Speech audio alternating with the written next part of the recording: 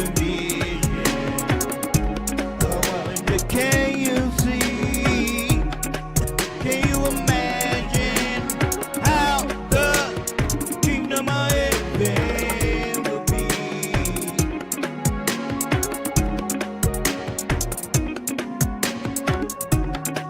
Can you envision?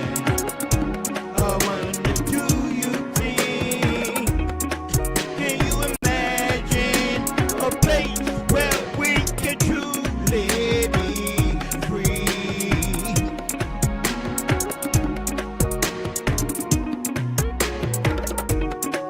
Can you envision? I wonder, can you see? Can you imagine how the kingdom of heaven will be?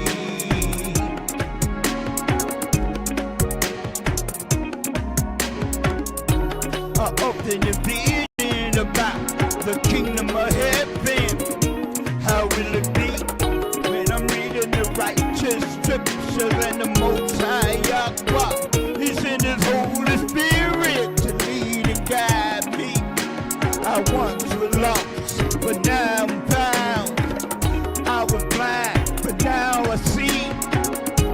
I often envision about the kingdom of heaven. How will it be?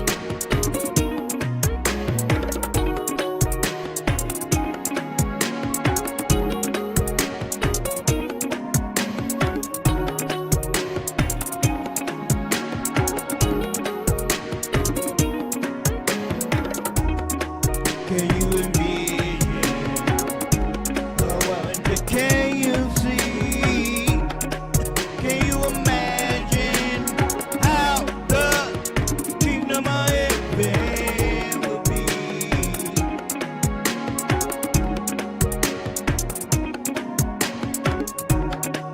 Can you envision?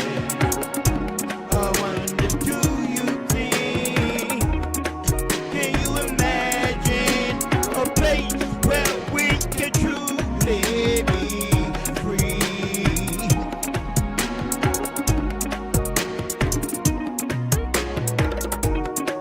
Can you envision? I wonder, can you see? Can you imagine how the kingdom of heaven will be?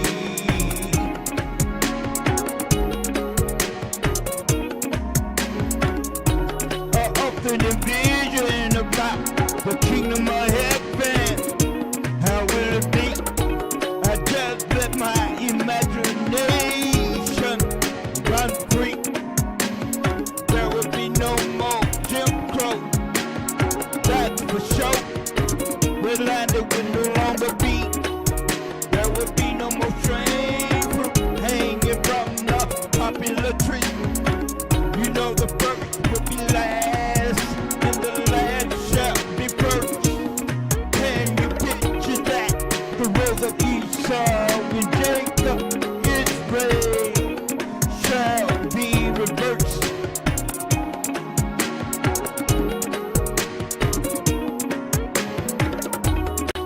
Can you envision?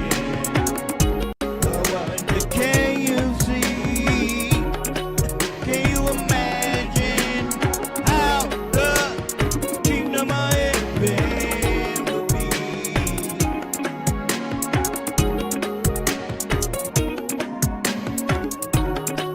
Can you envision? I wonder, do you think?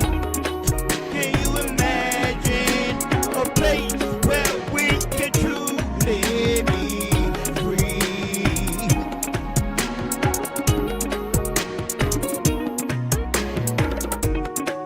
Can you envision? I wonder, can you see? Can you imagine how the kingdom of heaven will be?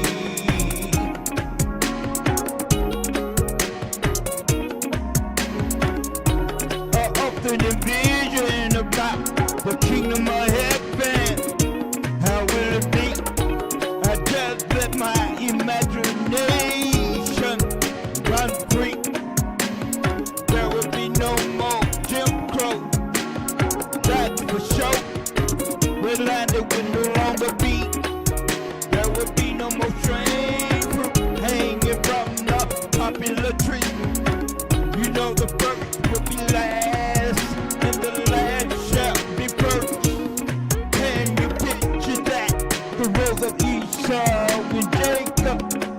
betrayal shall be reversed.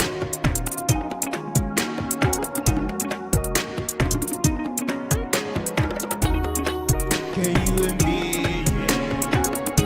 I wonder, can you see? Can you imagine how the kingdom of heaven will be?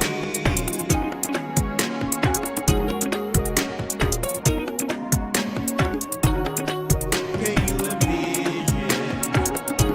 I wonder, do you think? Can you imagine a place where we can truly be free?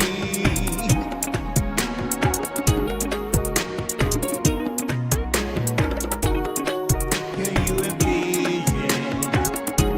I wonder, can you see? Can you imagine how the kingdom of heaven will be?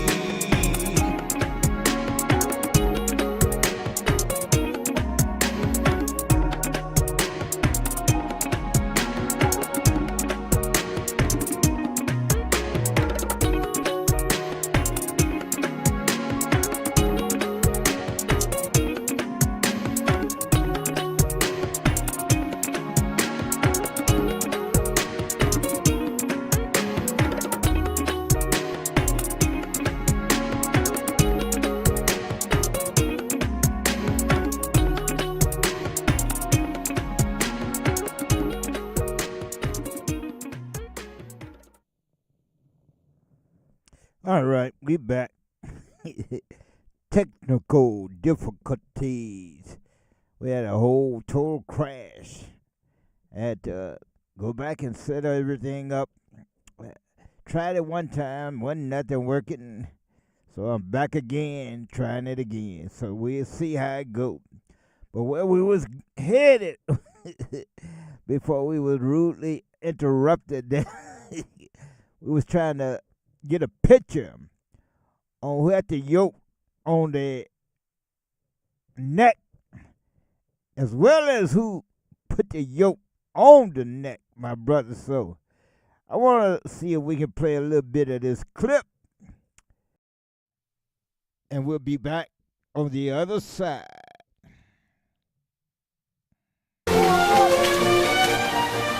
He's the fourth generation of Beckford planters. My father owned the 3 plantations on the Cabarita River, and on his death they became mine. At the time they were managed by representatives. Summerlee inherits slaves, property, and 7,000 acres worth £120,000, more than $2 million at today's rates, near Jamaica's southern port of Savannah La Mar. Jamaica is the best country in the world. Fortunes may be made there, without question. They may also be lost. But an adventurer, investor, a speculator of imagination may certainly lift his fortunes in Jamaica. Summerlee is new to the business of slavery, but keen to increase the profitability of his plantations.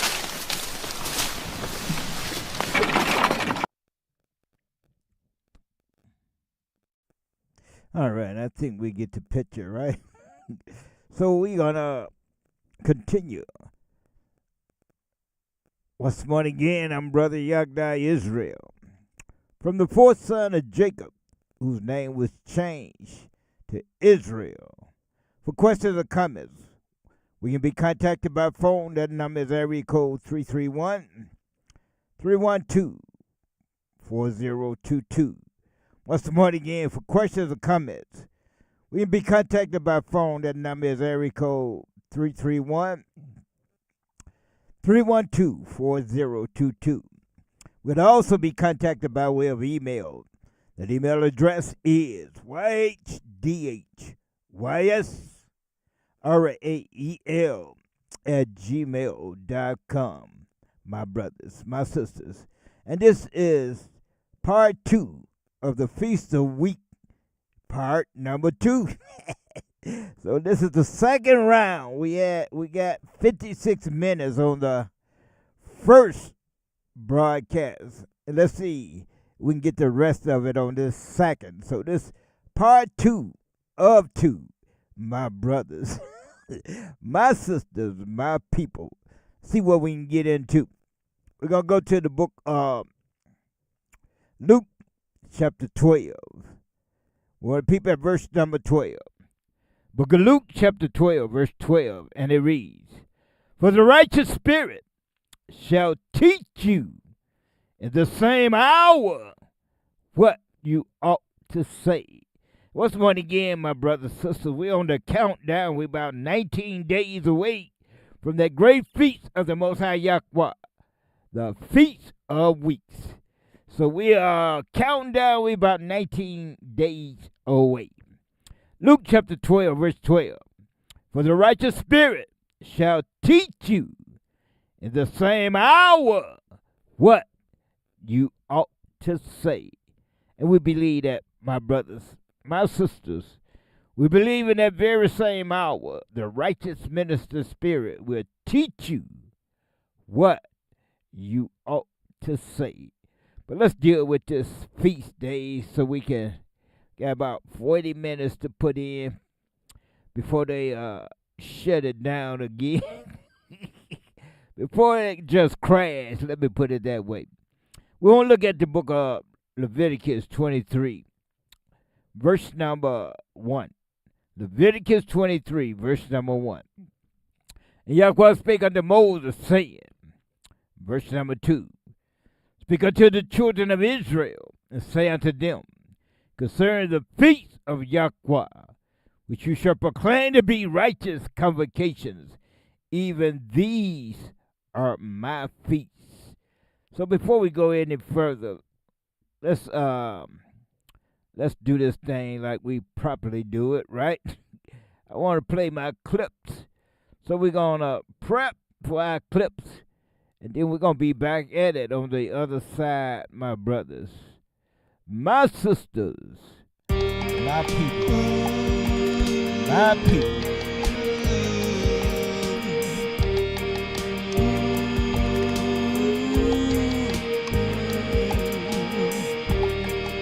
As I open my eyes to another day,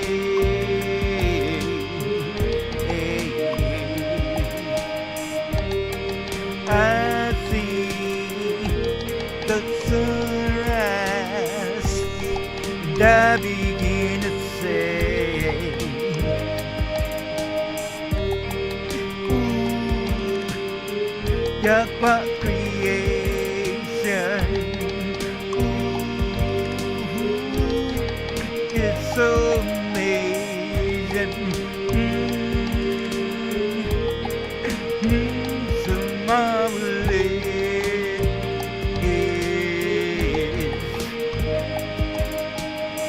and I want to thank you for giving me another day.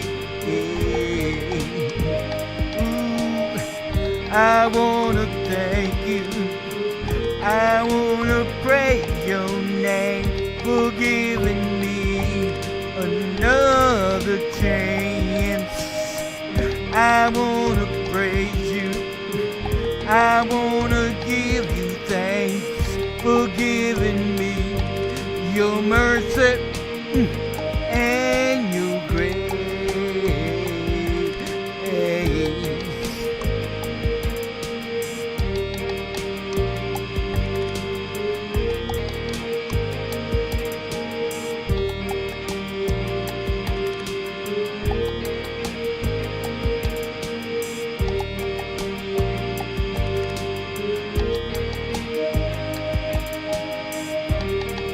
As I open my eyes to another day,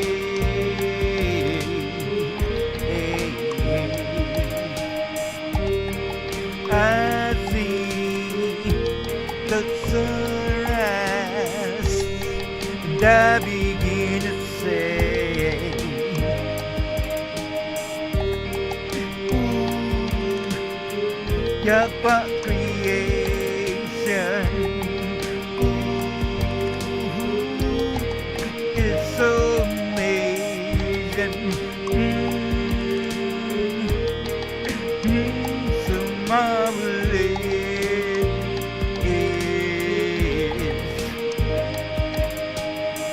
And I wanna thank you for giving me another day. Ooh, I wanna thank you. I wanna praise your name for giving me another chance. I wanna praise you. I wanna give you thanks for giving me your mercy and your grace.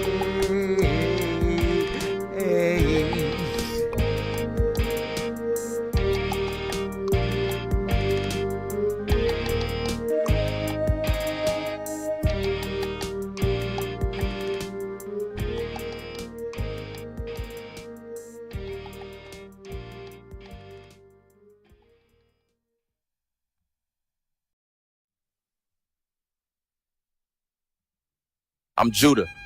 They call us African Americans today. And Deuteronomy 28 fits us. We waking up now. I'm Benjamin. They call us West Indians now. And Deuteronomy 28 fits us. We waking up I'm now. Levi. They call us Haitians now. And Deuteronomy 28 fits us. We waking up now. I'm Ephraim. They call us Puerto Ricans. And Deuteronomy 28 fits us. We waking up now. I'm Manasseh. They call us Cubans now. And Deuteronomy 28 fits us. We waking up now. I'm Simeon. They call us Dominicans now. And Deuteronomy 28 fits us. We waking up now.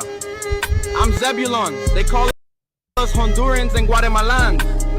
And Deuteronomy 28 fits us. We waking up now. I'm Gad. They call us Native Americans. And Deuteronomy 28 fits us. We waking up now. I'm Reuben. They call us Seminoles. And Deuteronomy 28 fits us. We waking up now. I'm Asher. They call us Colombians. And Deuteronomy 28 fits us. We waking up now. I'm Issachar. They call us Mexicans. And Deuteronomy 28 fits us. We waking up now. I'm Naphtali. They call us Chileans and Argentinians. And Deuteronomy 28 fits us.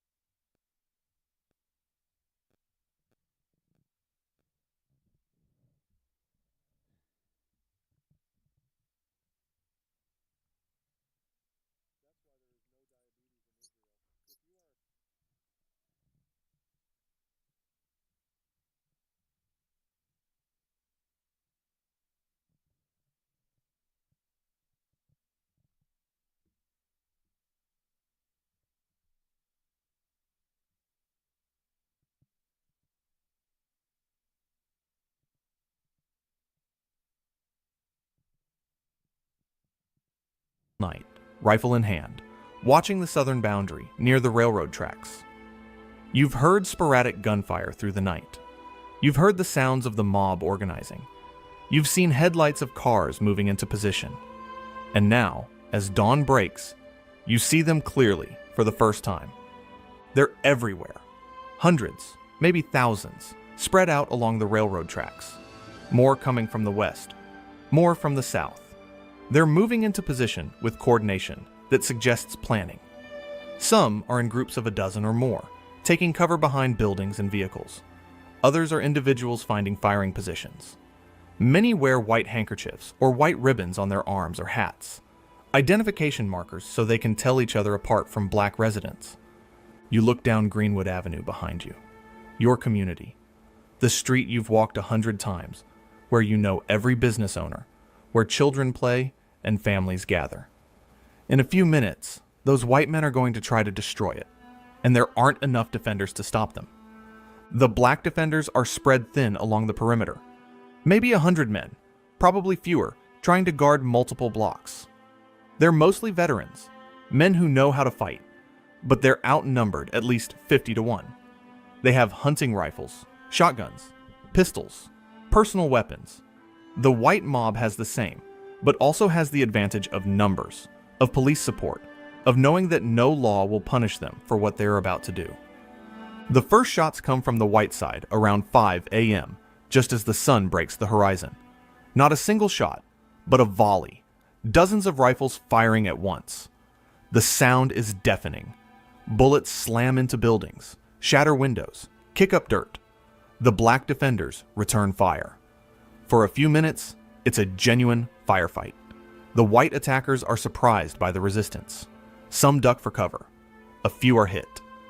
But then the white mob realizes something. The black defenders can't defend everywhere at once. The perimeter is too long, the defenders too few. So the white mob doesn't charge directly into the strongest defensive positions. Instead, they probe for weaknesses, find gaps, start infiltrating into Greenwood from multiple directions. By 5:30 a.m., white attackers have penetrated into Greenwood from the west side. They're moving from house to house, business to business. The black defenders are forced to fall back, fighting a running battle through the streets they're trying to protect. Every retreat means abandoning homes, abandoning families, leaving them to the mercy of men who have no mercy. The police aren't stopping this. The police are participating in it. Uniformed Tulsa police officers are leading groups of white men into Greenwood. They're breaking down doors, dragging black residents out of homes, separating men from women and children. The National Guard troops who have finally arrived aren't stopping the mob either. Some Guard units are actually helping, treating black residents as the enemy, treating the white mob as fellow law enforcement. Let me show you what's happening on specific streets. On Archer Street, one of the main east-west roads through Greenwood, white attackers are moving systematically from building to building. They kick in doors or shoot locks off. They storm into homes where families are hiding. The men are immediately arrested, taken into custody, not for any crime, but simply for being black and being there. The women and children are ordered out of their homes. Then, the looting begins. Before buildings are burned, they're ransacked. White men carry out furniture, clothing, valuables, anything they can grab. Some have trucks waiting to haul away the stolen goods. This isn't spontaneous rioting. This is organized theft.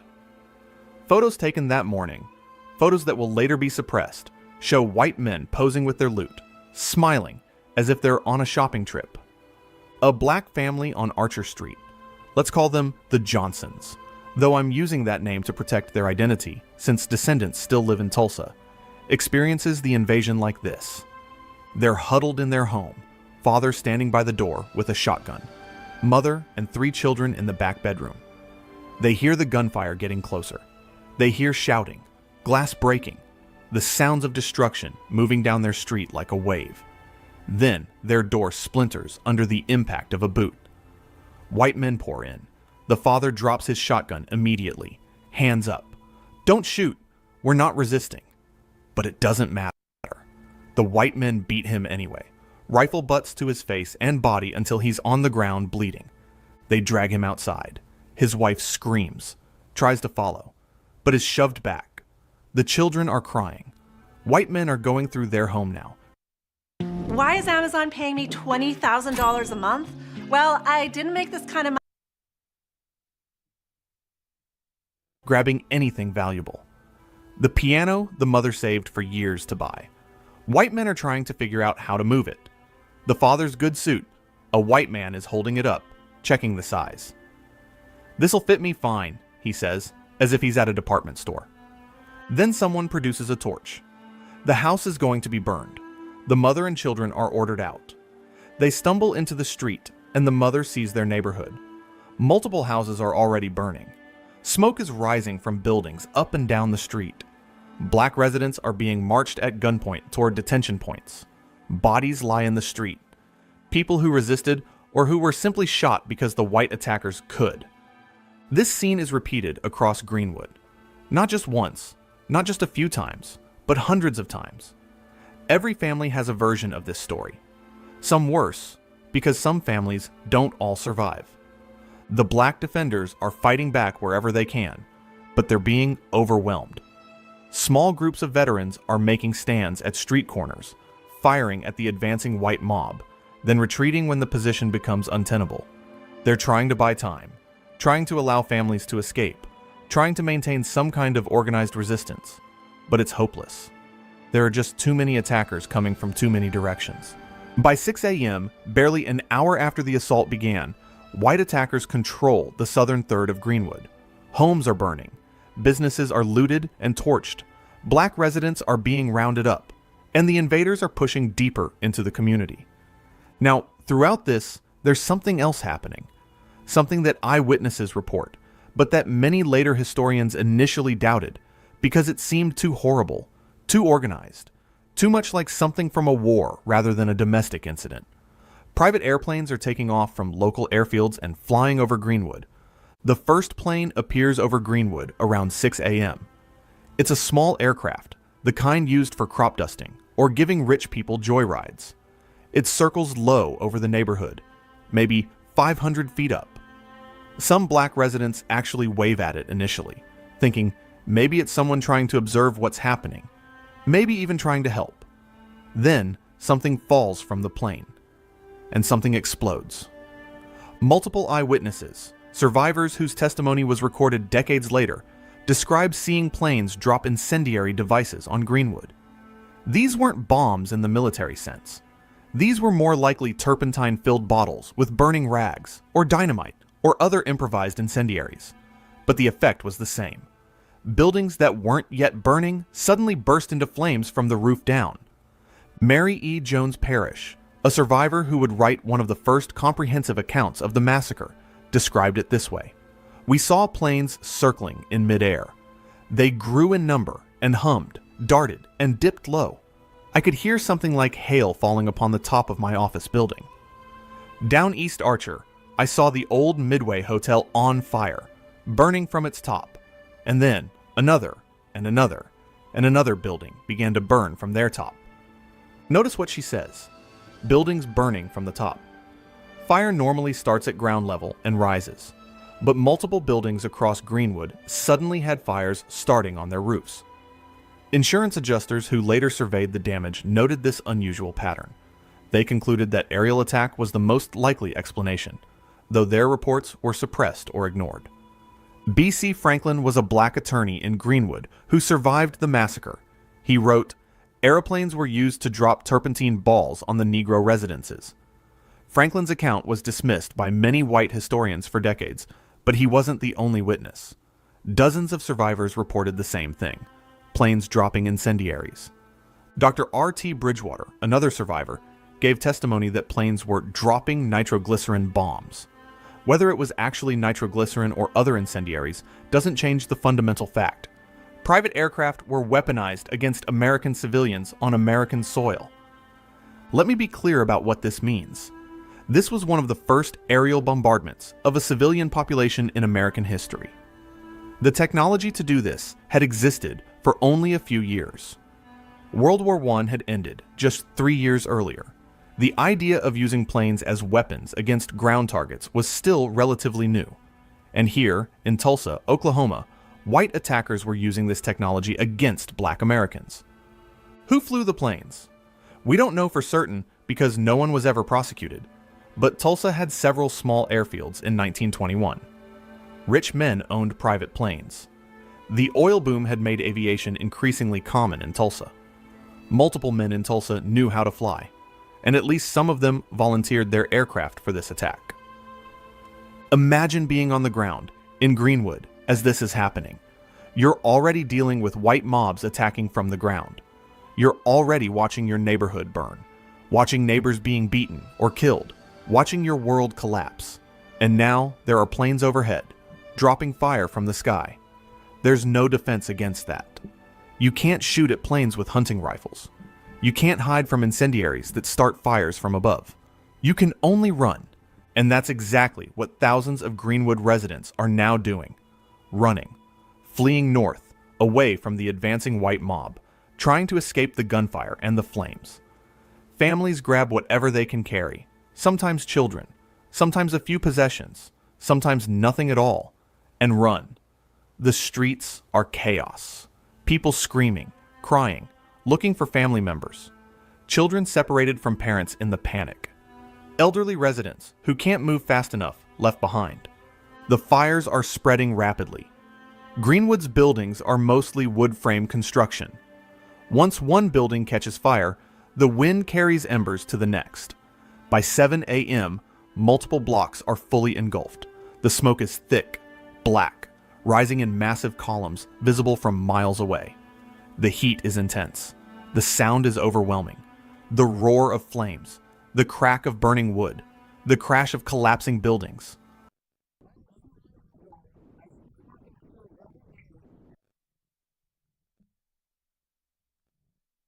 Overlaid with constant gunfire. The white attackers are working systematically. They're not just burning randomly. They're targeting the most important buildings. Churches are set on fire. Schools are torched. The Stratford Hotel, that magnificent 54-room symbol of black success, is looted first, then burned. The Dreamland Theater, where so many community gatherings happened, where children watched their first movies, where couples courted, burned.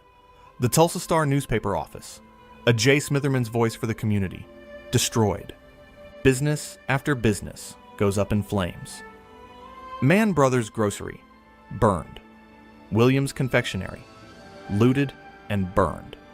Dr. Jackson's medical office, destroyed along with all his equipment and patient records. Law offices with their files and records, gone. The Greenwood State Bank, broken into, money stolen, then burned.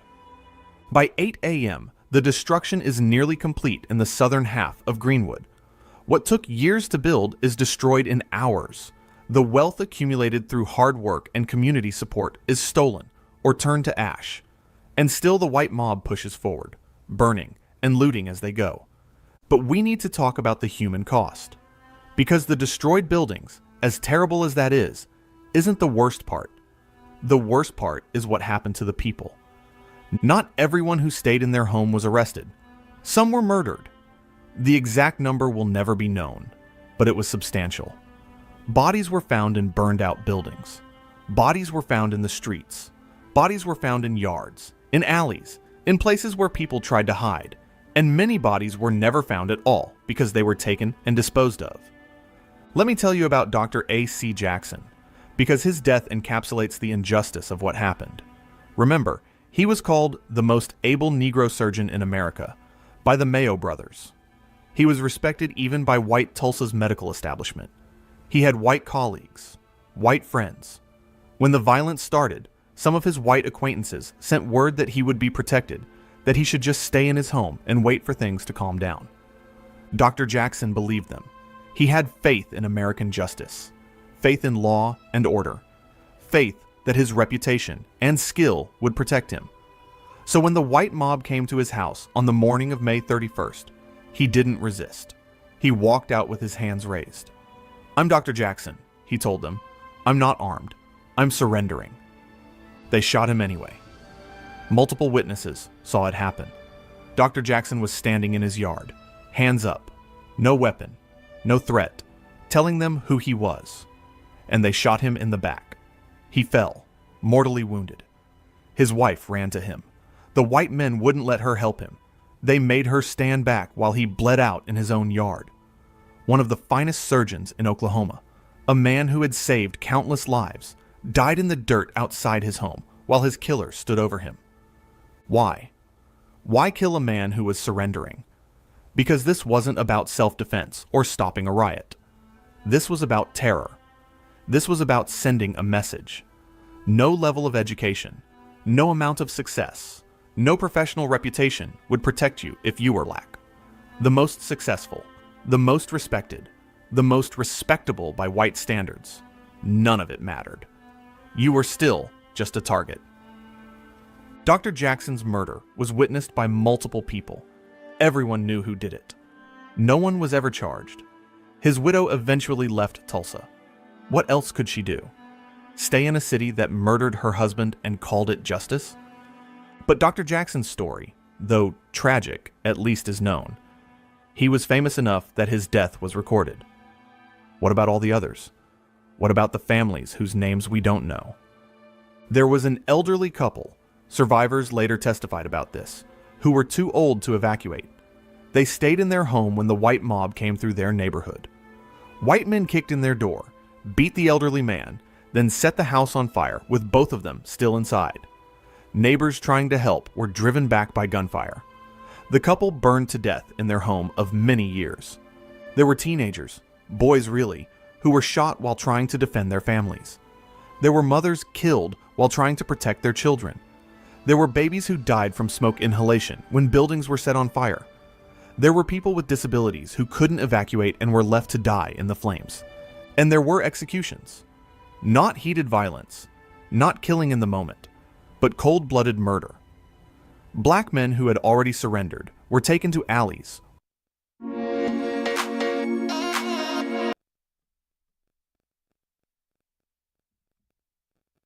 lots and shot. Their bodies were left where they fell, or in some cases, thrown into the Arkansas River, or buried in mass graves. One survivor, a young man at the time, testified decades later about seeing white men line up a group of black men against a wall and shoot them, just execute them. No trial, no charges, no anything. Just murder. When asked why no one reported it to authorities at the time, he laughed bitterly. The authorities were doing the shooting, he said. Women and children weren't immune either. While white men focused on killing black men, women were beaten, assaulted, terrorized. Some women were sexually assaulted. Testimony about this came out decades later from survivors who were finally willing to speak about it. Children watched their fathers beaten or killed. The psychological trauma was immeasurable. Let me walk you through what happened to specific families based on survivor testimony. The Mann family. O.B. Mann was the veteran who had been at the courthouse the night before. He returned to Greenwood and tried to defend his family's home. He exchanged gunfire with white attackers until he ran out of ammunition. Then he fled with his wife and children through the railway cut, a depression where railroad tracks ran. They hid in tall grass while white men searched for them, occasionally firing into the grass, hoping to hit anyone hiding there. The Mann family survived, but O.B. Mann's parents, who lived in a different house, were both killed. He never saw their bodies. They were simply gone, lost in the chaos. The Goody family. Carly Goody was 8 months pregnant. When white men came to their house, Carly and her husband Calvin tried to hide in the attic. The white men set the house on fire. Calvin had to break through the roof to escape, then help Carly down while the house burned. They lost everything. Carly went into premature labor days later. The baby survived, but Carly was never the same. She had nightmares for the rest of her life about being trapped in that burning attic. The Williams family, John and Lula Williams, watched the Dreamland Theater burn. Everything they'd built, their community's gathering place, gone in minutes. They evacuated with only the clothes on their backs. The confectionery where they'd served ice cream to generations of children, destroyed. Their home, looted and burned. Years of work, erased in hours. John Williams would later write, "I stood watching the most substantial of my earthly possessions go up in smoke, and nothing I could do but watch." Mount Zion Baptist Church, one of the largest and most beautiful churches in Greenwood, was burned to the ground. The church had been built with donations from the entire community, with people giving what they could afford, with volunteer labor from members. It represented faith and community and sacrifice. The white mob burned it like it was nothing. First Baptist Church, same fate. Every church in Greenwood was destroyed. Every single one. Booker T. Washington High School where so many black children got the education that was supposed to lead to better lives, was thoroughly destroyed. The library, the science labs, the classrooms, all of it burned or damaged beyond repair. The message was clear: white Tulsa didn't want black children educated. By 9 a.m. on May 31st, most of Greenwood south of the Frisco tracks was burning or already burned. The white mob continued pushing north, destroying everything in its path. Black residents who hadn't evacuated yet were now desperate to escape. The roads north out of Greenwood were packed with refugees, people carrying children, dragging suitcases, helping elderly relatives, all fleeing for their lives. Some white Tulsans, to be fair, tried to help. There are accounts of white families hiding black neighbors, of white people giving black refugees rides out of the danger zone, of white citizens trying to stop the violence. But they were a small minority, and they risked being attacked themselves if the mob saw them helping black people. The vast majority of white Tulsa either participated in the attack or watched it happen without intervening. Some treated it like entertainment, driving to the edges of Greenwood to watch the neighborhood burn. Photos show white people posing in front of burning buildings, smiling for the camera, as if they're at a spectacle rather than witnessing mass murder and destruction. By 10 a.m., the organized resistance by black defenders had completely collapsed. There was no perimeter anymore, no defensive line. It was just survival. Every man for himself, every family running, everyone trying to escape. The defenders who had fought so bravely through the morning were now trying to save their own families, to help as many people evacuate as possible. Watch what alcohol does to stuck poop. See this sharp turn?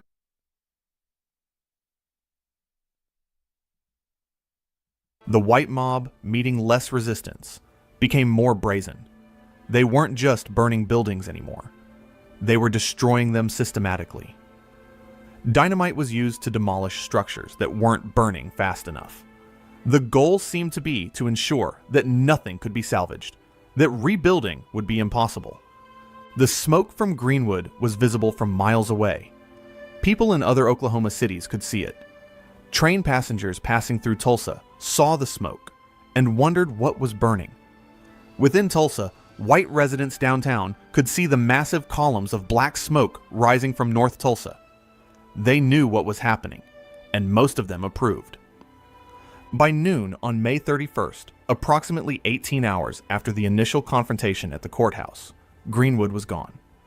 35 blocks, more than 1,200 homes, over 300 businesses, every church, every school, every community institution, destroyed. The most prosperous black community in America had been reduced to smoking ruins in less than a day.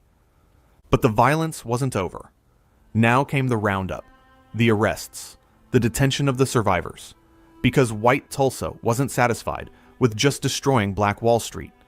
They wanted to punish the survivors for daring to defend themselves, for daring to build something in the first place, for daring to be successful while black. The final toll would take weeks or months to calculate, and even then it would be deliberately undercounted. Official reports would claim 36 deaths, a number so obviously false that even white Tulsans knew it was a lie. The real number was never determined with certainty. Mass graves were dug and filled. Bodies were thrown in the river. Some people simply disappeared and were never accounted for. Estimates from the black community ranged from 100 to 300 dead, with 300 being the most common estimate from survivors. Modern historians generally accept a range of 100 to 300 killed, acknowledging that the true number will never be known. For comparison, 36 people died in the famous OK Corral shootout. Except that didn't happen. That's a myth. 36 people might have died in the first hour of the Tulsa massacre. By the time it was over, the death toll was orders of magnitude higher. 10,000 people were left homeless, an entire community displaced, families torn apart, generational wealth destroyed, dreams burned to ash, and the survivors were about to discover that the nightmare wasn't over. It was just beginning a new phase. Because now they would be treated as the criminals, rounded up like prisoners of war, while those who murdered and burned and looted walked free. The survivors of the Tulsa Race Massacre would spend the rest of their lives trying to understand how America could allow this to happen. How could police participate in mass murder? How could the National Guard help destroy rather than protect? How could private citizens bomb their neighbors from the air? How could a city destroy itself and then pretend it didn't happen? These questions would haunt them. The trauma would mark them. And when they tried to tell their stories, they would be silenced, threatened, told to forget. America wanted to forget. White Tulsa wanted to move on. The story of Black Wall Street was meant to disappear completely, as if it never existed. But the survivors remembered. They carried the memory like a weight. And decades later, when they were finally allowed to speak, they told the truth about the prosperity that was destroyed, about the violence that destroyed it, about the injustice that followed, and about how America forgot it all, because remembering would mean confronting truths too painful to bear. By early afternoon on May 31st, the burning has mostly stopped. Not because the white mob showed mercy, but because there's nothing left to burn in Greenwood. 35 blocks of ash and rubble, smoke still rising from the ruins. And now begins a new phase of the nightmare, the mass arrest and detention of the survivors. Imagine you've just survived the worst day of your life. Your home is gone. Your business is destroyed. Maybe you've seen family members killed. You've been running for hours, terrified, traumatized. You're exhausted, in shock, possibly injured. You're standing somewhere north of what used to be your neighborhood, trying to figure out what to do next, where to go, how to survive, and then armed men approach you. Not to help, to arrest you. That's what happened to thousands of Black Tulsans on May 31st and June 1st.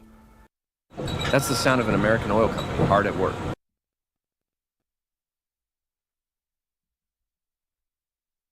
And police, backed by armed white civilians who'd been deputized during the attack, began systematically rounding up every black person they could find.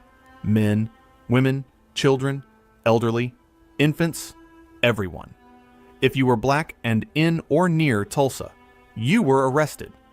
The official justification was protective custody. The authorities claimed they were protecting black residents from the mob. But that made no sense.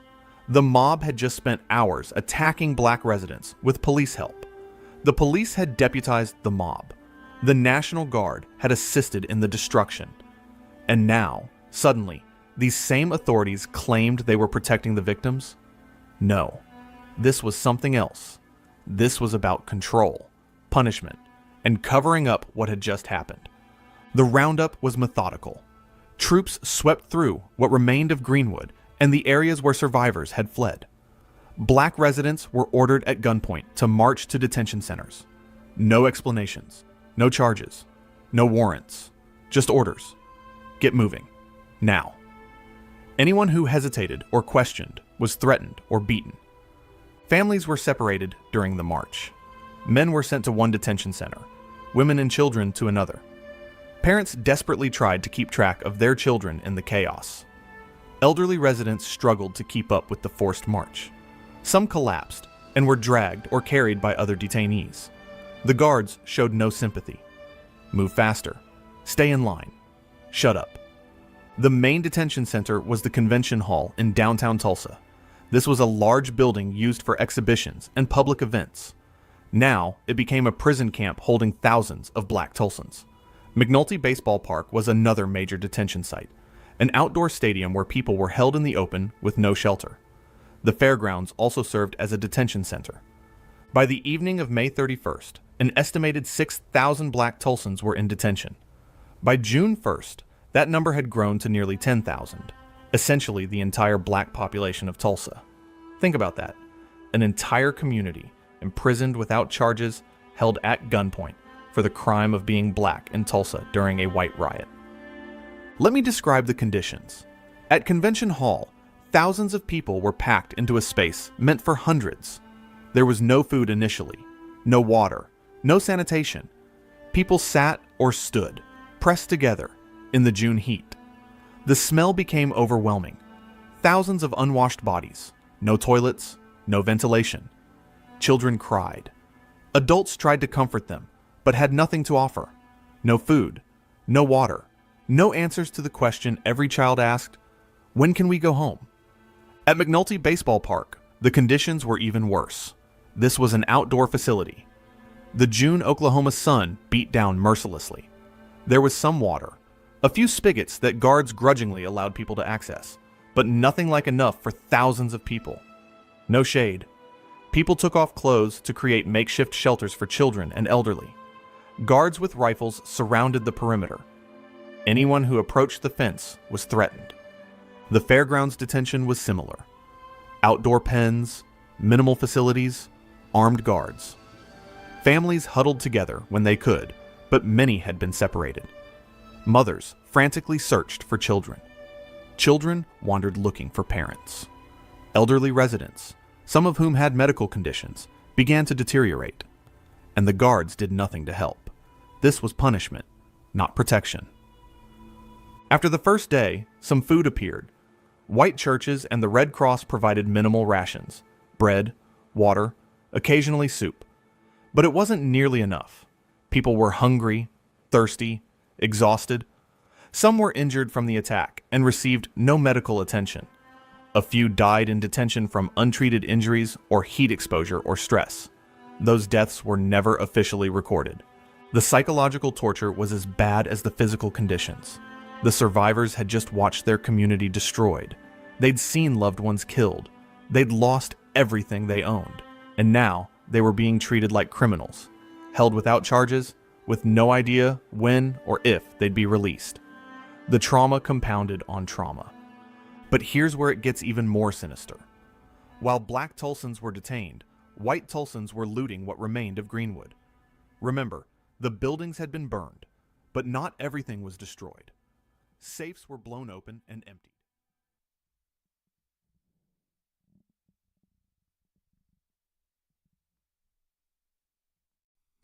All right, we're going to get ready to close this one out. We had all kind of issues tonight, but nevertheless, we're going to get back. We're going to get back at it tomorrow. We'll be right back at it, my brothers, my sisters. Once again, I'm Brother Yagda Israel from the fourth son of Jacob, whose name was changed to Israel. For questions or comments, we can be contacted by phone. That number is area code 331-312-4022. Once again, for questions or comments, we can be contacted by phone. That number is area code 331-312-4022. We can also be contacted by way of email. That email address is yhdhysrael@gmail.com.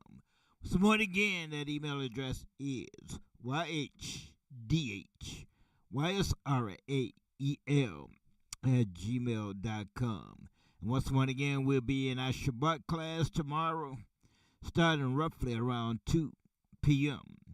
Until, my brothers, my sisters, until the next time, to the 12 tribes of Israel that scattered to the four corners of the globe, Yahweh be with you, and Yahweh bless you. Shalom, shalom, Shabbat, shalom.